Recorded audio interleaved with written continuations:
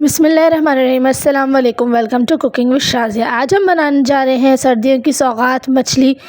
तो चलें इस रेसिपी को स्टार्ट करते हैं। यहाँ पर मैंने 1.5 किलो वाइट सुरमई ली है। इसे हम अच्छी तरीके से धो के साइड पे रख लेंगे। अब हम एक पैन में ऑयल लेंगे। यहाँ पर मैंने हाफ़ कप ऑयल लिया है। ऑयल लेने के बाद जब ऑयल अच्छी तरीके से गर्म हो जाएगा तो यहाँ पर मैंने 2 प्याज को कट करके पीस लिया है। जब ऑयल हमारा अच्छी तरीके से गर्म हो जाएगा तो इसमें शामिल कर दूंगी मैं वो पिसी हुई प्याज शामिल करने के बाद इसे हम अच्छी तरीके से पकाएंगे।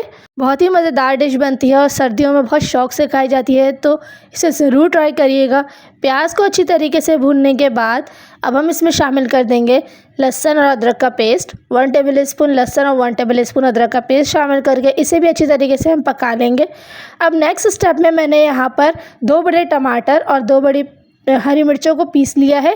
पीसने के बाद ये पेस्ट बना लेंगे। अब इस पेस्ट में मैं ऐड करूँगी मेरे दीगर मसाले। सबसे पहले मैं ऐड कर दूँगी इसमें धनिया पाउडर 2 टेबल स्पून।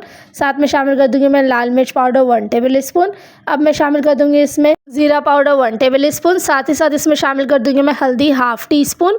इसके बाद अब मैं शामिल कर दूँगी इसमें नमक 1 टेबल स्पून। अब इन तमाम मसालों को अच्छी तरीके से हम मिक्स कर लेंगे।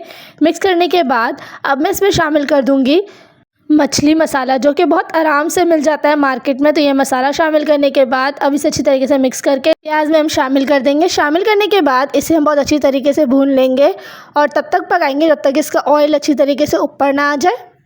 जब ऑयल ऊपर आने लगेगा तो इसमें शामिल कर दूंगी मैं दही। यहाँ पर मैंने 1 कप दही शामिल की है। दही शामिल करने के बाद इसे बहुत अच्छी तरीके से मिक्स कर लेंगे। बहुत ही क्रीमी टेक्सचर इसका बनता है, आप देख सकते हैं। जब इसमें हल्का हल्का उबाल आने लगेगा तो इसमें हम शामिल कर देंगे हमारी फ़िश। यहाँ पर मैंने फ़िश शामिल की है, देख सकते हैं आप। बहुत ही एहतियात से और इत्मीनान से शामिल करना है ताकि ये टूटे ना। अब हम इसको कवर करके थोड़ी देर पकने के लिए छोड़ देंगे। 10 मिनट के बाद हम इसे चेक करेंगे और देख सकते हैं आप हमारी फ़िश बिल्कुल पक चुकी है। अब मैं इसमें शामिल कर दूंगी पानी। यहाँ पर मैंने 1 कप पानी शामिल किया है। आपको जितना शोरबा चाहिए आप उस हिसाब से पानी शामिल कर सकते हैं।